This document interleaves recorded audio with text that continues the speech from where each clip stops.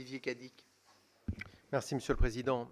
Tout d'abord, Monsieur l'Ambassadeur, j'apprécie effectivement votre approche pragmatique dans la façon dont vous abordez cette question de baisse de la masse salariale plutôt que la baisse des ETP. Je crois que la distinction a été nécessaire et c'était vraiment opportun et pragmatique. Il y a tout juste 10 ans, nous avons lancé ensemble le plan école à Londres. C'était il y a 10 ans. Et j'en profite pour aller dans le sens de mon collègue Ronan Le Gleut pour dire que vous avez laissé un grand souvenir à Londres. En 10 ans, 5 milliards d'euros dépensés entre l'AEFE et les bourses scolaires.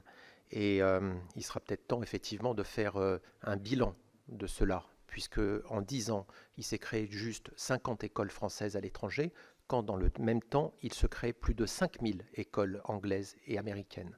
Donc dans 10 ans, nous n'existerons plus si nous continuons comme ça.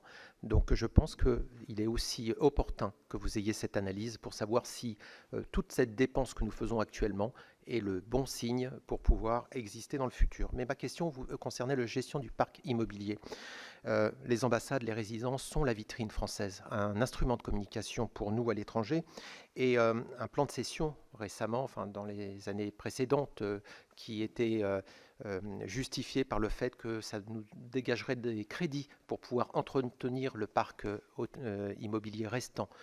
Il y a des exemples, je suis allé à Hong Kong, je suis allé à Cape Town, et là on a vu que finalement on avait perdu en image et que sur le long terme, le choix qui avait été fait n'était peut-être pas aussi pertinent que ça d'un point de vue financier.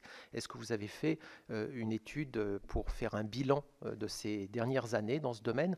Est-ce que vous avez un plan de cession prévu d'autres résidences pour 2019? Je vous remercie.